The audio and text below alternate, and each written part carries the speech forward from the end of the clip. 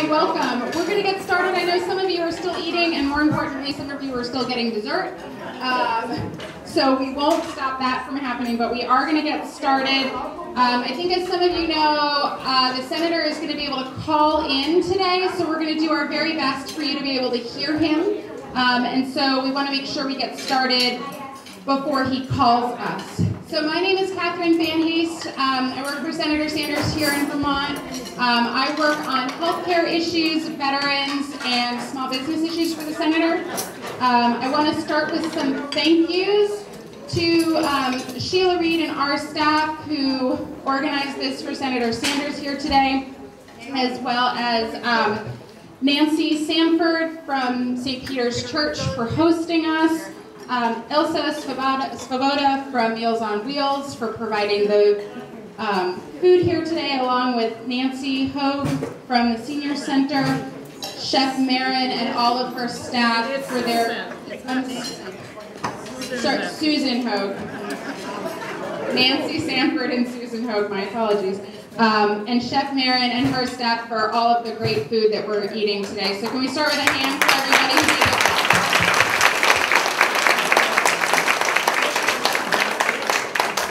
I also want to thank and introduce our panelists today. So thank you all for joining us. Starting directly to my left, we have John Miner. John is I think a staple in the Bennington community, so I'm sure many of you know John. John, I'm going to read you their bios. John joined the Army in July of 1966, right out of high school, and found himself in Vietnam on December 10th of that year. He spent a year in country and then went to Fort Bragg, and came home on June 10th of 1969 and left the military. Since 1990, John has been an active member of the Vietnam Veterans of America. He's been the chapter president, vice president, and treasurer here in Vermont. And he started the state council in Vermont in 1966 and became the president for 17 years. He spent time as the VP as well. John was born in Bennington and was married for 37 years before losing his wife in 2009. He has three children, 2 sons and a daughter, and John has done a phenomenal job over the last number of years running the Veterans Outreach and Resource Center here in Bennington, right near the Vermont Veterans Home. So thank you, John, for being with us today and sharing sort of the veterans and senior perspective in some of the work you do. Jane Osgathorpe, next to John, is the president of the Vermont Alliance for Retired Americans and part of a national grassroots organization founded in 2001 with more than 4.3 million retired union members, seniors, and community activist members working together to ensure social and economic justice and full civil rights for all citizens. Important work. The Vermont Alliance for Retired Americans was formed in 2005, and Jane is also a member of VSCA's Retirees Chapter Council. She retired from a long career with the Social Security Disability Program, and Jane concluded her time with the Social Security Administration as a hearing officer for disability claims. Thank you, Jane, for being here with us today to share your perspective. And lastly, next to Jane is Jennifer Plouffe. Jennifer holds an undergraduate BSW and graduate degree in social work with a special focus on gerontology from Virginia Commonwealth University. She moved to New York in late September of 2015 and was hired as the Bennington office manager and case manager and supervisor for SVCOA's Bennington office in November of that year.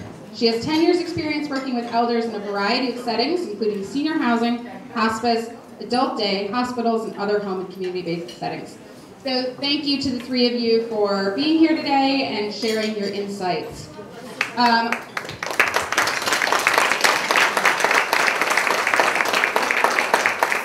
going to very quickly just run through kind of the program for today, and then the senator should be calling shortly. So we're going to start by hearing from the senator. He's going to share for you a lot of the work he's been doing in DC on behalf of Vermonters, on behalf of seniors.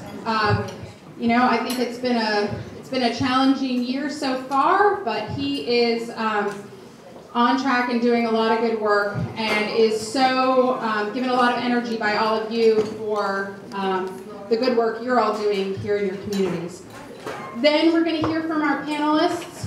John, Jane, and Jennifer are going to share their perspectives, and then we're going to have time for question and answers. So as everyone is thinking, everyone is listening, also think about questions you might have.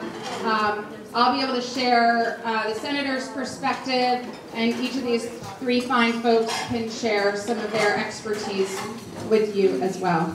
A lot of you know that it's been a busy and challenging time in Washington.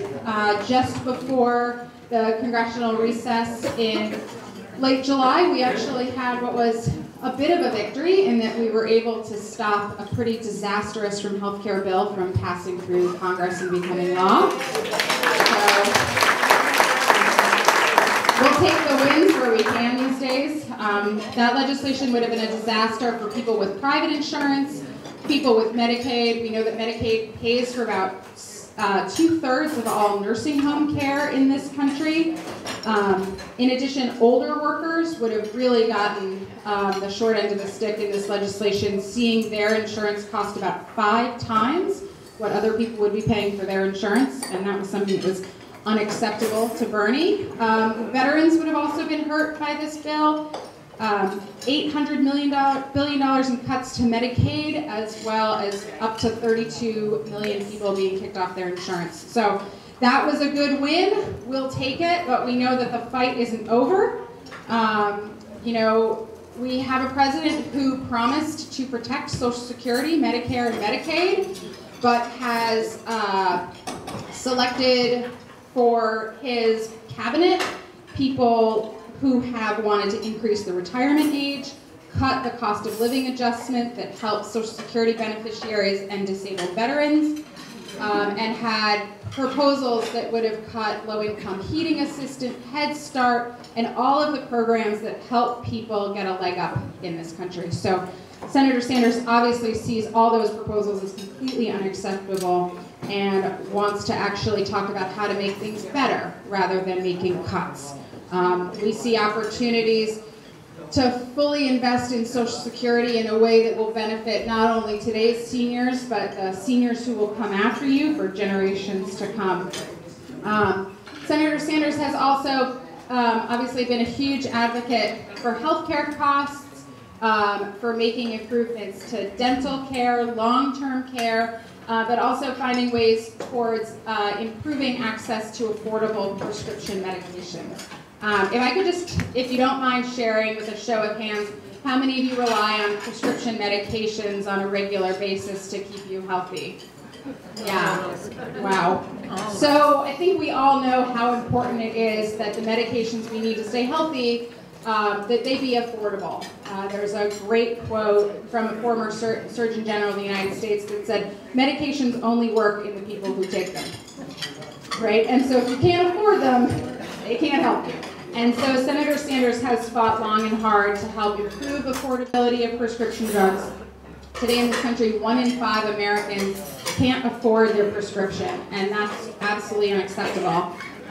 We're a little further south today in Bennington, but the senator always says that for him in Burlington, the Canadian border is about 50 miles from his house, and our Canadian northern neighbors pay at least 40% less for their medications than we do. And it is the exact same drugs that have gone through the exact same safety protocols. Nothing is different. A lot of times they have the very same labels on the bottles, but they're just cheaper. One of the big things oh, here we go.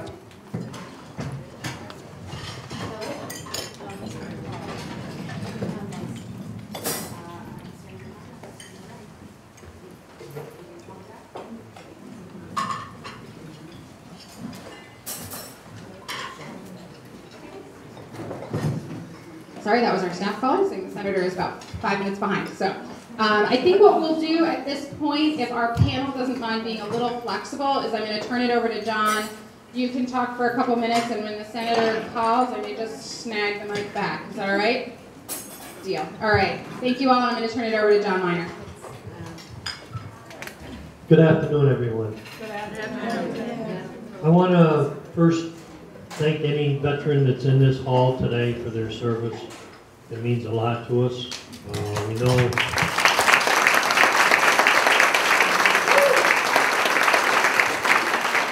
you know what it means to have served. The reason I'm here today is I run a Veterans Outreach. Very little people know about it because we are not funded. We are all volunteers that took over a house on the Veterans Home property in 2009. They were going to tear the house down.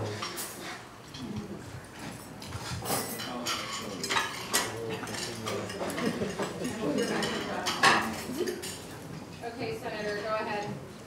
Good, thank you, Katie. Hello, everybody. Sorry I can't be with you, but I will be down in Bennington as soon as I can. But we're kind of stuck here in Burlington today with a million things on my desk. I want to thank Jane Oxenbaum and Jennifer Plouffe and John Miner for being on the panel and Katie for being down there as well. If I were with you, I would go on, I think, at some length about a lot of the crazy stuff that's going on in Washington. So let me just summarize it.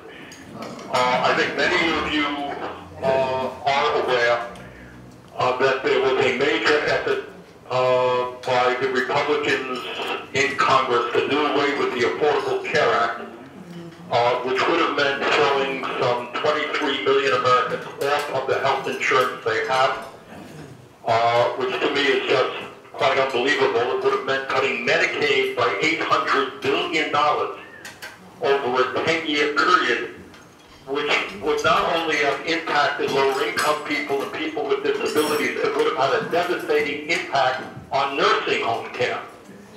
Many people are not aware that about 2/3 of nursing home care is paid for by Medicaid. And what would happen to the older people, the people with disabilities who are in nursing homes, if Medicaid was significantly cut? God only knows what would happen, but fortunately that is not what we're looking at right now. The Republican proposal would have almost doubled premiums for older workers. People making $40,000 a year or more would have seen a doubling in their premiums. It would have defunded Planned Parenthood. And by the way, in the House proposal, after doing all of this stuff, they would have given many hundreds of millions of dollars in tax breaks to the top 2% and to large healthcare corporations. So we worked very, very hard in trying to defeat those proposals, and I'm very glad that we were able to do so. For Vermont, it would have meant over a 10-year period, over 50,000 Vermonters being thrown off of the health insurance they currently have. So we beat back that proposal, and the question is where we go from here, because I think we all know that the status quo is not good enough. We know that premiums are too high, co-payments are too high, deductibles are too high, and prescription drug costs are outrageously too high, and that's an issue we're going to stay focused on. So we have got to go forward and improve the healthcare system that we have. Longer term, and I'm working on this as well, and we'll leave the effort in the Senate, in my view, and I don't know if everybody agrees with me or not, but I believe that the United States has got to join every other major country on earth, whether it is Canada, the United Kingdom, France, Germany, Scandinavia, in guaranteeing health care to all people as a right.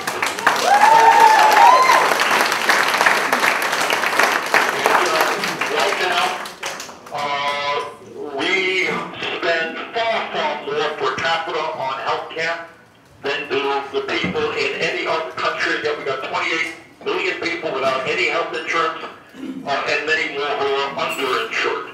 Can't afford prescription drugs, can't afford their deductibles. So I will be introducing what we call a Medicare for All single-payer system. Now Medicare has its problems, but by and large it does what it was designed to do when Lyndon Johnson signed it in 1965. And that is to provide care to all people over 65 years of age. And by and large it has worked. People are living longer, they're getting the health care they need, they're happier, more secure as a result. If Medicare is working for people 65 and older, we should be able to have it work for all people, all people. And that's why I want to expand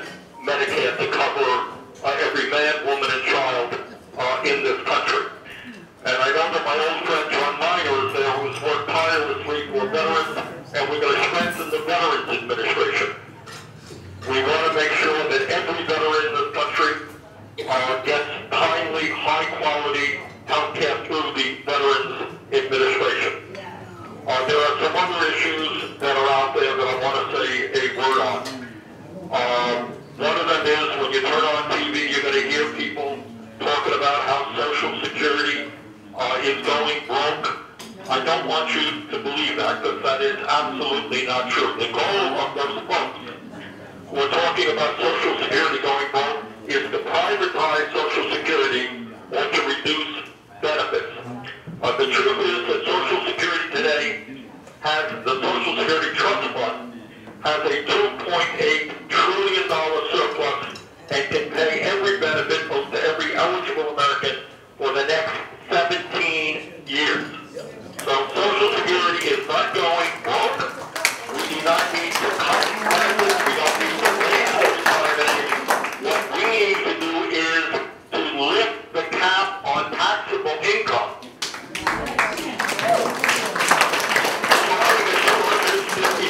And that will extend the life of Social Security for another 50 years and expand benefits for lower-income Social Security beneficiaries. The truth is, and I don't know how they do it, but I expect there may be people in the room right now, where you are, who are trying to get by a $12,000, $13,000, $14,000 a year Social Security. I don't know how you can do that.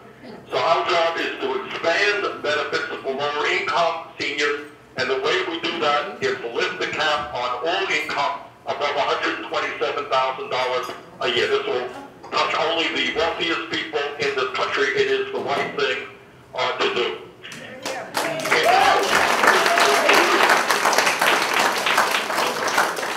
Some of the people in the room are having a hard time with prescription drugs. Anybody having a hard time with the high cost of prescription drugs? Yes. Everyone's raising their hand. That there's some wrong. We're shopping in Canada. And the reason for that is the pharmaceutical industry is an enormously powerful industry. They spend an incredible amount of money on lobbying and on campaign contributions. And basically, we are in a place right now where if you go to the pharmacy tomorrow, you can find yourself paying twice as much or 5 times as much as you did last year, because there is no check on what the drug companies can charge. There's no law for them to say that they can't double, triple, or quadruple the price of the medicine that you've been getting for years. There are a number of ideas that are out there, and I'm pushing one that says that it is absurd that pharmacists, the distributors, and individuals cannot import lower-cost prescription drugs from Canada and other countries around the world with the same exact medicine. They did the same exact, by the same company, in the same bottle, is sold in this country for 2, 3, 4 times more than it is in other countries around the world. So we have to end that absurdity. The last point that I would make is that I know there is a lot of concern about the gentleman who is in the White House right now. And we no longer in Washington use the word unbelievable, because that's what happens every single day. And just recently, I think you've all been following the terrible events that we saw in Charlottesville, Virginia. And we have a president who appears to find it very difficult to condemn neo-Nazism and white supremacy. And that is a disgrace, and that is an insult to the millions of families in this country who sent loved ones abroad to fight Hitler and to fight Nazism, and many of those people, brave people, never came back alive. So, you know, there's a lot of issues that are on the table, and I just want you to know that there are many of us in Congress who are going to do everything we can to stand up to Trump and to try to create an economy that works for all of us and not just the top 1%. So I want to thank all of you for being at lunch this afternoon, and I look forward to visiting with you in the not very distant future. Thank you all very much.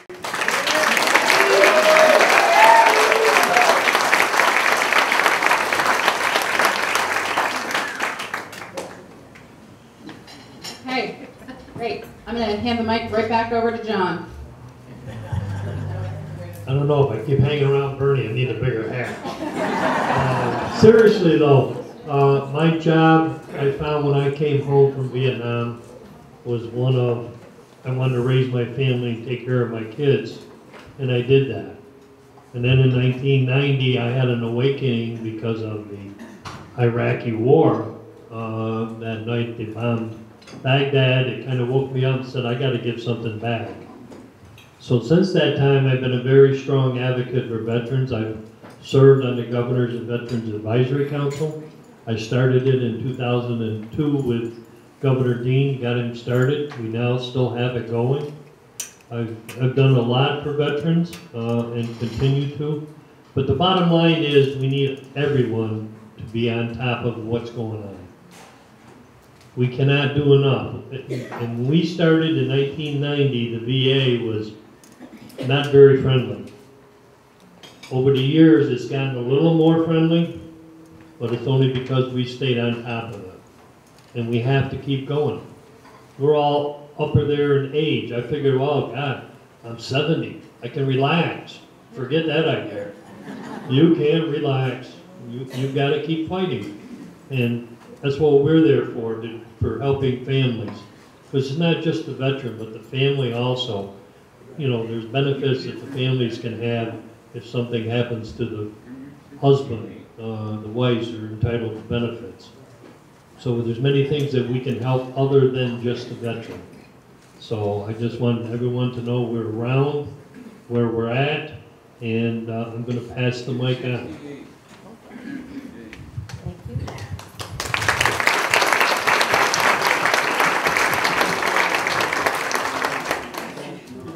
Well, good afternoon, and thank you all for allowing us to be here, and what a wonderful turnout. I'm very impressed with the number of people, and you all look like you're really, really right there, not just come for a good lunch, which the lunch was very good, by the way. Thank you for that also. So my name's Jane. Nobody ever can remember my last name, so Jane is fine. And I am the president of a group called the Alliance for Retired Americans. We have chapters in I think all the states. And as you were told, we have over 4 million people. But what we need is more people in Vermont to join us. And what are we asking you to join? We're asking you to join a group which fights. We don't provide services. We're not that kind of a group. We're a group that fights to get the services that we need. Seniors, in Vermont in particular, are the single largest group in the state, and in the nation for that matter.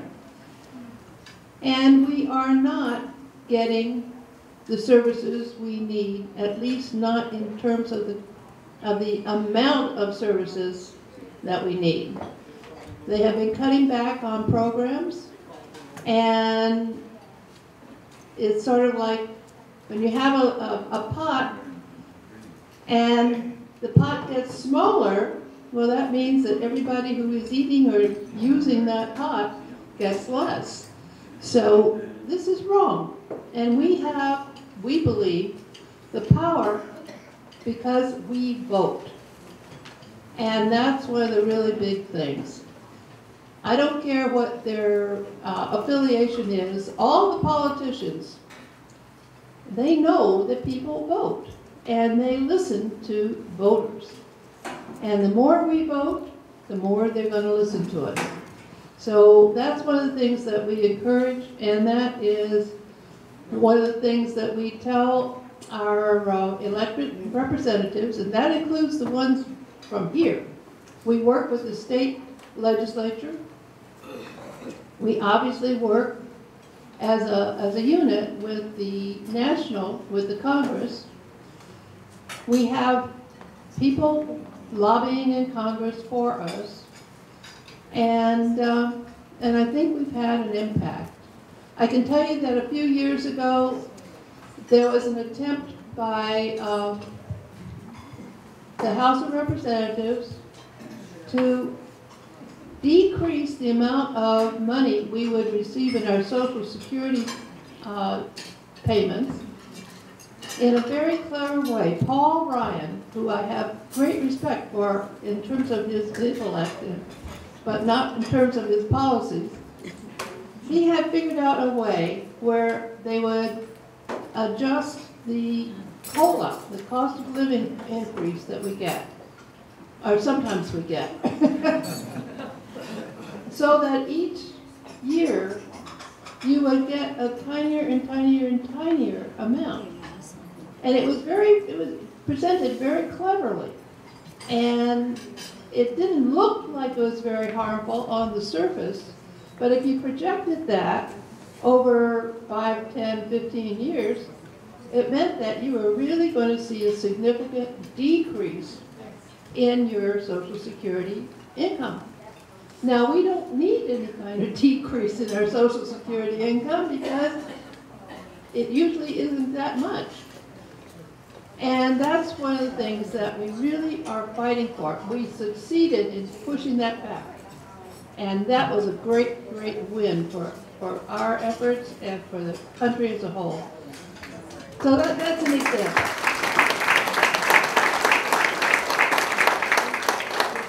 But one of the other things that we're working on right now, which is a Vermont issue, what Bernie was talking about with health care, Medicare for all would be wonderful. And I'm hoping that eventually that will come to be. But right now we have a bill in the state legislature called primary care for all. And that would be that you would be able to, if you're a citizen of the state of Vermont, it doesn't matter what age, you would have access to primary care without having to worry about how am I going to pay my copay, how am I going to pay whatever is left over, all of these things, primary care. And most of us get most of our care from our local primary care doctor. So that is being pushed. It makes, I don't want to go into all kinds of detail, but financially it makes sense. If we get rid of, frankly, the insurance companies and can just have our own payments back and forth from our state programs, we can afford it. And it would not be an issue that would cause anybody that much financial distress, because you would get so much back when you went to see your doctor. And it would be your doctor, not somebody assigned to you. So it's a great program, and I'm hoping that we can mobilize everybody to talk to your local, either state senator or your representatives, and get them to back this program. And so that's my pitch for the moment. My other pitch would be that if you want to join us in this, we would love to have you to become a member. And that is a very simple thing, and I've got forms or brochures that talk more about the place right here. But the most important thing is we have to be active, whether you join Alliance for Retired Americans or whether you do it just yourself. You've got the motivation to call up your representative, call up your senator, call up the people in Congress, and we are so lucky here in Vermont to have an incredible congressional delegation. They are on our side, and not many states can say that. So we're lucky. Now let's get our legislature going, and we'll be even better off. So if you have questions about this, let me know. I'll be glad to talk to you. And anyway, that's about it. Thank you so much for listening.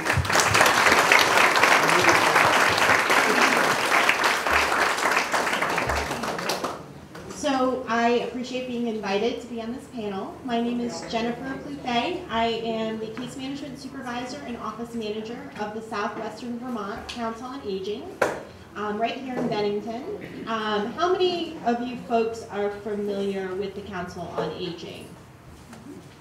Excellent. So my job is to make all of your hands go up at some point or another. I've been with the Council on Aging for about 18 months. I moved from Virginia to New York and was able to secure the job here in Vermont. And so what's been tricky for me is keeping my finger on the pulse of both New York state government and what's happening in Vermont to make sure that I understand how some of these laws and bills are going to be affecting the people that we provide services and supports for. And so it's been a tricky thing, but the one thing that I know, which was no different in Virginia, it's no different in New York, it's no different in Vermont, is that cuts to Medicaid is lethal for our low income, moderate income, older Americans. And a lot of our funding would also be cut for us to be able to provide those services and supports. People should not have to decide whether or not they can afford to pay for their food or their medication. They should be able to have access to, those are basic human needs, and they should be able to have access to them.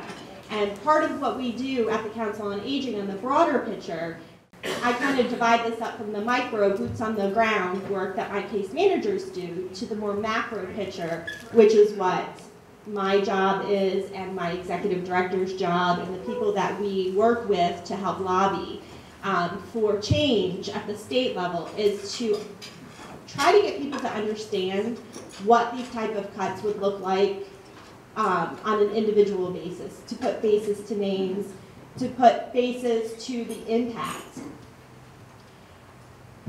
What the Council on Aging is able to provide is we provide services and supports to anybody 60 or older. People can call our senior helpline.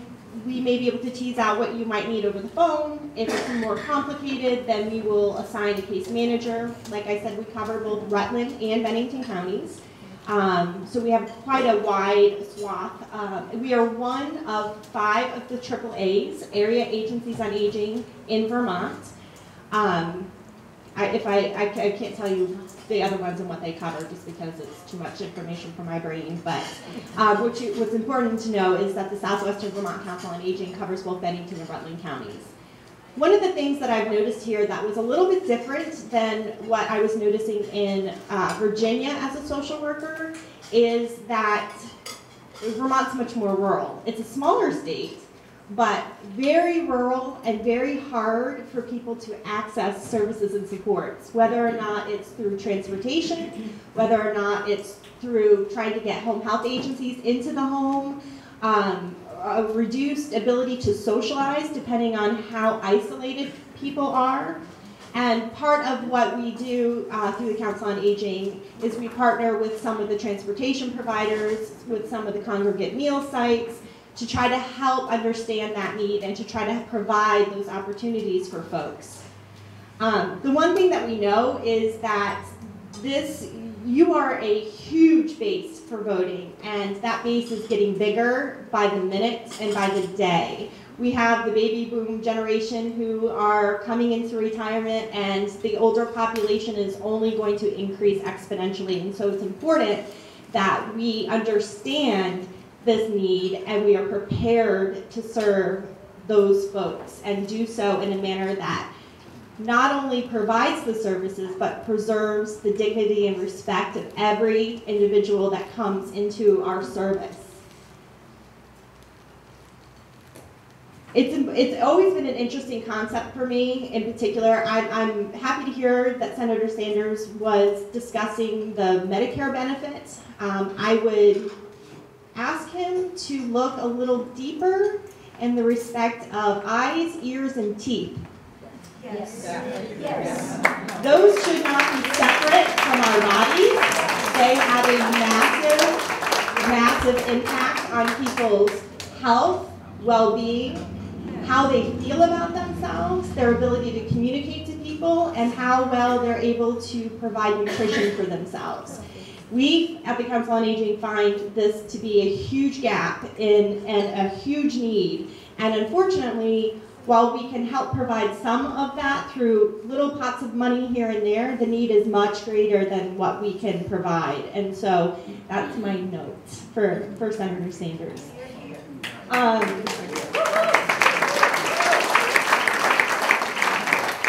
just wanted to make sure, I wanted to give you a brief kind of run through of some of the things that the Council on Aging can provide if you are not aware. First of all, we are located in the big mill building right here in Bennington, 160 Benmont Ave, so very close.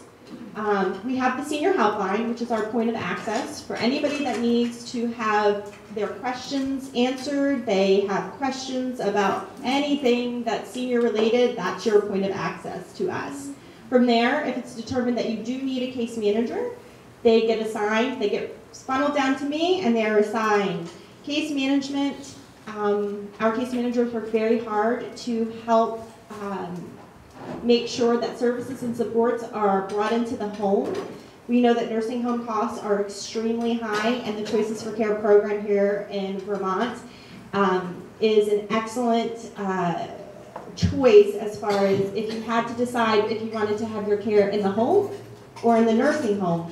Most of you would probably decide that you would like to have that in your home. And so that's the whole Aging in Place initiative. And so what our case managers do is we work and broker services. We work with home health agencies. We do assessments. We see what the needs are, and we do our best to try to fulfill them so that every senior that we come in contact with is able to age gracefully with dignity and support in the setting of their choice, which most of the time is their home. I know that that would be my choice. We also have a nutrition program where we help with home-delivered meals, Meals on Wheels intakes. We partner with the congregate meal sites to provide the wonderful nutritional lunches and breakfasts that you all are able to enjoy here today. We also have a state insurance health program person that helps people understand as they're coming into new to Medicare. They're just turning 65, or they want to understand their decisions for Medigap policies and supplemental policies, understanding how to sign up for Part D, which if anyone has had to do that on their own, I'm sure you understand how complex it appears to be. And if you're not tech savvy and you can't do it through the internet, then you need somebody who can sit in front of you and explain those choices and those options so that you feel comfortable signing up for a plan. And we have someone housed in our office here in Bennington that can help with that. We also have an elder care clinician. We partner with United Counseling Services to provide some mental health counseling to folks who decide that that's something that they would like to partake in. The nice thing about that is that the elder care clinician will actually come to your home so that you can be seen and talk in the privacy of your own home. We also do money management and rep payee. So if you have a loved one or a family member who you're concerned about their ability to manage their money, or you feel they might need a representative payee, the Council on Aging can provide that service as well. And then finally, we have some national family caregiver supports. So there's some grants to help with the respite for folks that are caring for a loved one. Let's see. I think that's all. If anybody has any questions, feel free to come up to me, ask me anything. If I can't answer it, I'll tell you, and I will make sure I get the answer for you. Thank you.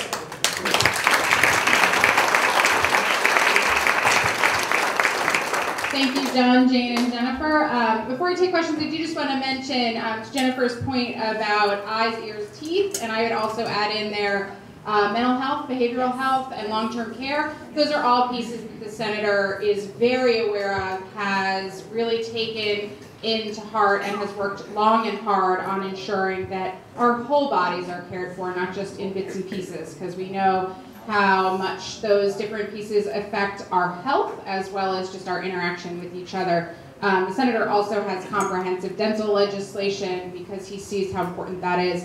He's worked hard to make sure that our federally qualified health centers can provide dental care, behavioral health.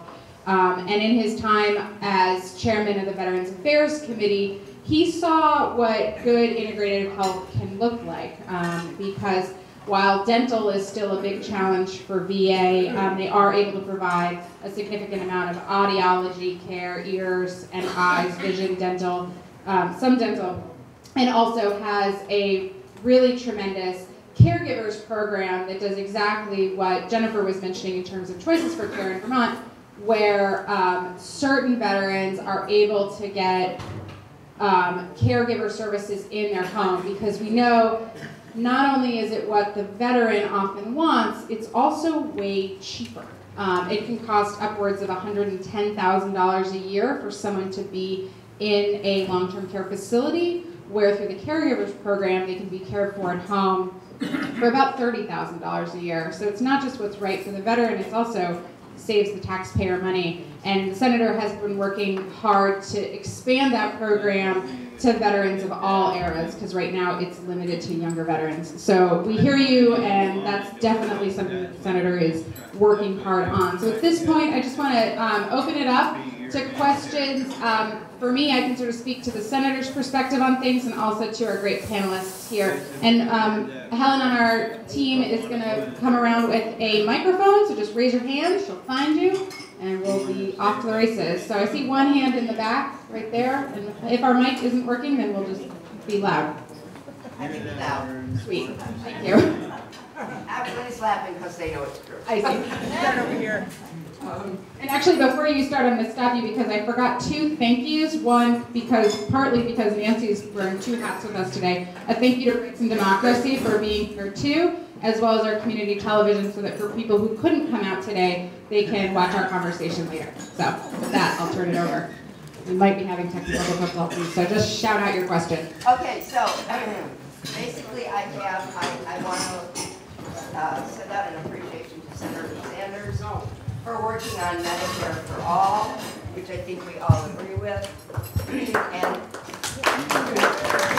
I also, my question is that a lot of our local legislators, including Kaya Morris, particularly in view of the Medicaid budget cuts that our governor just announced, just on joint fiscal yesterday, are now proposing that we actually have, similar to what Bernie is proposing in DC, a Medicare for all, a health care for all, which includes any medically necessary care in addition to primary care. And so I'm just wanting to throw that out to say that I'm guessing the Senator will support our local legislators. Yeah, so I mean, maybe this isn't working out. Oh, no, I'm back. So I would say, typically the Senator kind of doesn't take an active role on state legislation, but he also knows that it's oftentimes state that leads the way for the national stage to make progress. So we love seeing progress in states that can then help show the federal government that these things work. And that's actually something that a lot of Republicans talk about too, right? They talk about states as the laboratories of democracy. So we can use good work here in Vermont. Massachusetts obviously had Romney Care, which was sort of a lot of the groundwork set for the Affordable Care Act, came out of a Republican governor in a state, and so those can often show how well different proposals can work. So, yeah, go ahead. I want to ask you a question on the retired. What is the difference between Medicare and primary care? What's the difference? So the question is for Jane. It has to do with the difference between Medicare and, I think, do you mean the legislation in the State House for universal primary care? Primary care. What's the difference between those two? The difference between Medicare and The difference between Medicare, the current Medicare program? Medicare for all. Oh, a program for Medicare for all versus primary care for all. Why should we not back Medicare for all? We should. We should. But what if we then back primary care for all? Okay. The difference is, What's the difference? the only difference really is that Medicare for all would be for the nation as a whole. It is a Social Security program currently. It could be extended so that it could cover everybody, not just be part of Social Security. When we say cover, we mean that the services that Medicare currently covers could be expanded to be in a wider institution. But what I was talking about right now, because that's pie in the sky and I don't know when that might happen. We can fight for it and we are fighting for it. But right now, in our state legislature, we have a bill which is currently in committee and needs to get out of committee to be voted on in the floor for primary care for all. And it would be funded through the state, and they would work, it gets complicated in terms of finance, but basically there is a way to do this which would not cause incredible expenses to each of us individually and could be handled by the state with the funds that are already in the state from our various and sundry efforts, regardless of what the governor is currently saying. Is that for anybody any age? Anybody, any age. Anybody who is a citizen of the state of Vermont. So it could be a child. Which makes sense. And I would just say, to put a finer point on that, one is sort of national policy because the state can't implement Medicare for all, but the state can take a step on primary care. So, Could I just clarify though that we actually have a law in Vermont already that we passed in 2012 that calls for universal health care, yes, like Medicare right, for all. We just need to find we just haven't. So either one, right, universal primary care or health care for all, which actually includes more than universal right, primary care. Yeah, you've been very patient. Could I do one thing about medical care? I keep finding that one issue is ignored. One issue is what, I'm sorry? Ignored. Okay. And that is the issue of the cost of durable and disposable medical goods. Absolutely. The cost of a Band-Aid if you're in the hospital is outrageous. The cost of a test tube. Yes. 30 years ago, I tried to buy a test tube holder for a centrifuge. It was this big, it was injected with velvet plastic, and it was $200. Oh. Many of these companies that provide these goods are essentially monopolists. Mm-hmm. What is being done about them? So, great question. And so I think that this is a really important point, talking about sort of durable medical equipment covers a whole wide range of stuff. It can be everything from wheelchairs to diabetic test strips to things that are used in the hospital, injectables, and it's very expensive. And like you said, in many places in Vermont and across the country, there's usually only one distributor in each location, and so that has been a real challenge. There was legislation passed a number of years ago that tried to make that process more competitive, made the pricing, it was supposed to bring down the pricing, but that isn't exactly what happened. So certainly that's something that we're well aware of and really appreciate your thoughts on. So thank you for that. Yeah, in the back. Sir? Yep. It's you. Okay, I want to ask about the opportunity to get pharmaceuticals from Canada.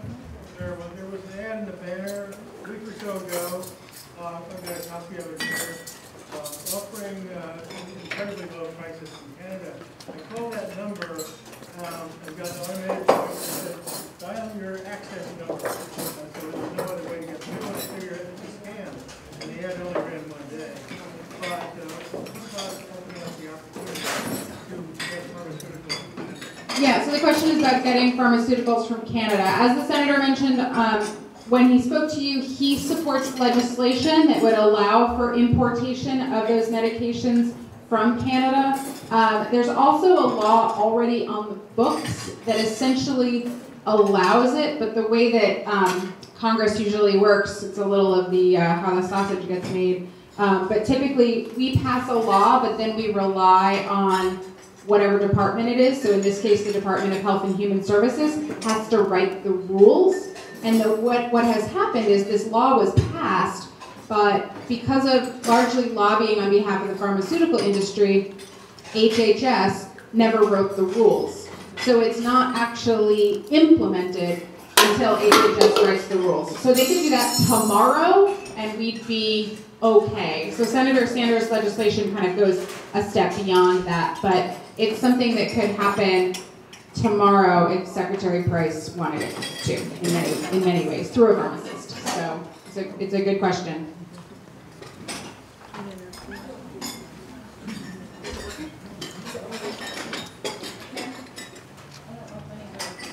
I'll repeat your question. I'll hear you.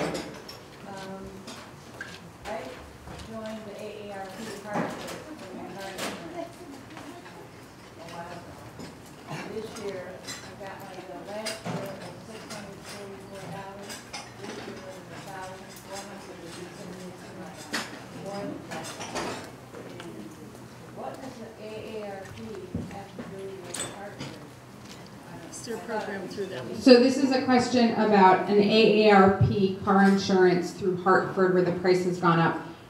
That's not something that I can speak to. You know, they're an organization, insurance company that they can change their prices. But I hear you that that's a real challenge if the price is almost doubled. Yeah, it's probably a partnership between AARP and the Hartford company, which is what it sounds like. So yeah, it sounds like a switch. Yeah. My name is Lynn Mazon from the Vermont Center for Independent Living, which is a disability rights and advocacy organization. And one of the things that I don't hear spoken about that much is the benefits cliff. Specifically, right now I'm working with 2 people who are anticipating a legal settlement. And if that legal settlement comes through, that money, once it hits their bank account, will then mean a drastic cut in their benefits, not only their health benefits, but also their food stamps, other kinds of general assistance. And so I've been searching and searching for different kinds of trust funds, or, you know, and I'll even be honest, I've been looking at illegal ways to hide the money, and there is just no way that I can find, because there are a few programs out there, but they're only for very specific eligibility requirements. And so these folks who are anticipating long-term health consequences for which they would like to be able to save their settlement have no options. I don't know if Jane or Jennifer, either of you can speak to this. I know it's something that the state legislature has been talking about. Yeah, I mean, I wish I had a magic answer to this question. Unfortunately, because of the way the entitlement systems work, it's a line in the sand as far as what income you can have. It does seem as though, you know, it feels as though people are being penalized for that.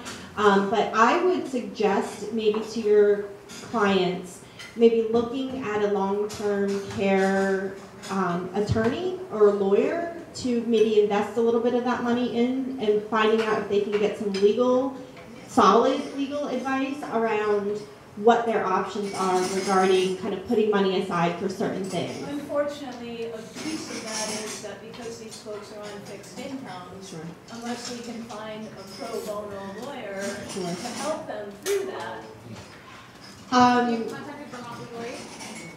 Okay. Yeah, and I sent you the name of somebody recently. No? Okay. Okay. Yeah, it is a problem. I think at this point, like, some sort of legislative action needs to be taken Sure. to kind of set up some sort of trust possibility for folks in this very broad category. And I'm hoping you can deliver that to Bernie. I'll let you know. One of the things that when we had the Veterans Advisory Council, we had a lawyer on the committee, and he talked about that they have a program, a professional lawyer association has a sub program to help those type of situations pro bono. So you may want to look at the bar and see what they may offer under that. Same way with the funeral homes. Funeral have associations that have some types of things that we can use So there's a lot of different things you can reach out to. So I would look for the bar and see if they still have that subcommittee. Thank you all. So we've got, I think, time for, sorry, go ahead, Sheila. Also, there's the ABLE program, have you heard about that? Yeah, the eligibility is too narrow for the website. And Sheila is really our sort of seniors aging specialist, so she may know things I may not. So I think we got time for about one more question. So if someone has something? Yes, there's everyone pointing like this. Go ahead. Okay, Dean Dixon, U.S. Navy Naval Reserve, retired. Thank you for your service, sir. I got TRICARE for life. My wife does too. My question, should we reopen the VA case and use my doctor's listings for my maladies? Will the VA listen to my doctor, or do I have to go see their doctor? I'm sorry. Because I've heard that they are supposed to listen to my doctor, and I do not use the VA. I use my own doctor because of TRICARE. Are you talking about a comp and pen exam? Are you talking about qualifying for disability? Yeah. Agent Orange issues. Okay, so I'm happy to talk to you after. We have a casework team that might be able to help you. Obviously, John also knows a ton of stuff. Okay.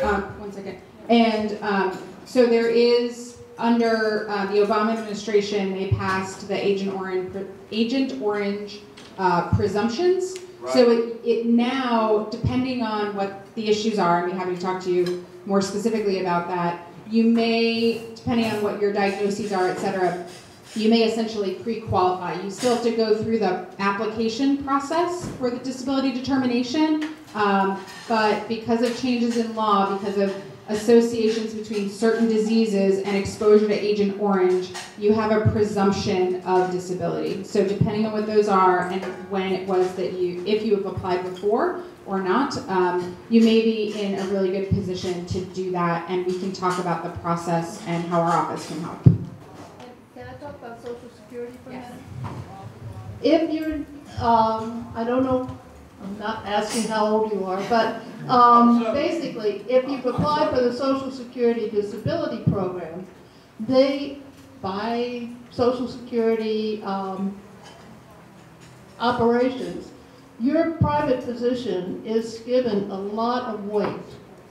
And if, for whatever reason, you don't have, the private physician hasn't provided enough information, the Social Security system will set up an exam for you to see a specialist in whatever the field is that you need. And they pay for it. But the bottom line is what your treating physician says is given tremendous weight in the Social Security Disability Program. I do not know about the VA. Yeah, I'm sorry to say the VA works 100% different. True, we've been through this many times. The VA has to see the patient. It has to know what's going on. After we get the claim in, then, like now, I just had an operation on my neck.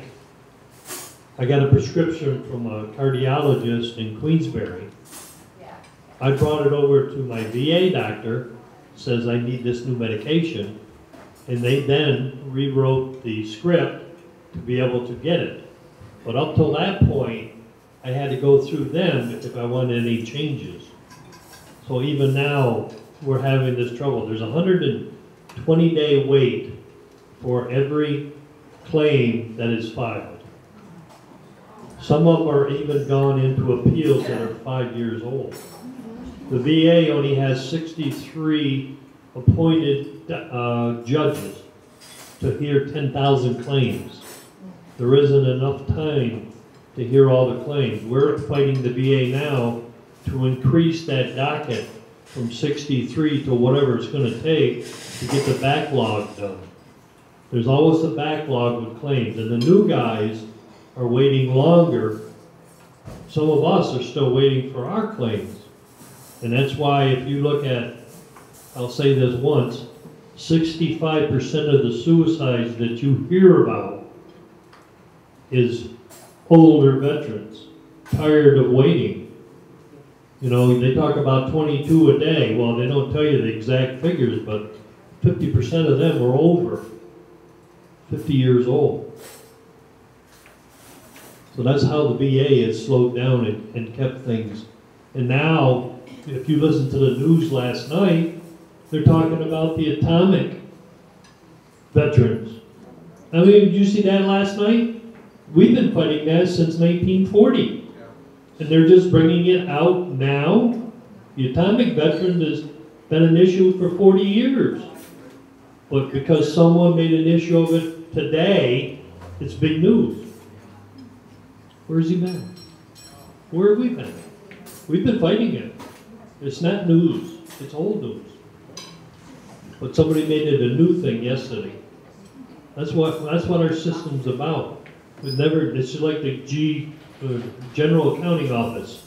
Remember when General Accounting Office come up and ask the Navy why they're paying $750 for a hammer? You know, that's where we got to keep people accountable, is the GOA. They're supposed to be in charge of all the money. They're supposed to be watching all of this funding. And then they're the ones that tell us what we can and can't do with the money. So GOA is a big part of all of us. Thanks, John. And I would just add to that, you know, the wait times for benefit determinations is something that the Senator has focused on. It's still 3 months now, or 3 to 6 months now. It was much higher a few years ago. So we're going in the right direction. Under the last administration, they finally moved from a paper-based system to electronic. So you used to have raters who had stacks this high of paper on their desks. So we're going in the right direction, but folks like John are making sure that we keep moving forward. This Secretary of Veterans Affairs is the only member of the current cabinet that Senator Sanders supported. He does have a good relationship with Secretary Shulkin, and they've had a number of conversations, and he has made veteran suicide one of his top priorities, and I think it's an important one. Right now, suicides among the veteran community do sort of track in some places similarly to the rest of the population. That sort of over 50 male is where it is relatively close to the general population. Younger women veterans is much higher than the general population. So these are all issues that we think a lot about and are working on, and I really appreciate the work of John and our veterans community for making sure that the Senator has really good input and really good information. So with that, I want to thank all of you for being here. We really appreciate it. And I want to end very quickly by saying a couple things. So I see John's got a pile of cards. I know Jennifer does. Jane has brochures. We also have our office How We Can Help brochure. I would encourage you to take one of these. It has our contact information on the back.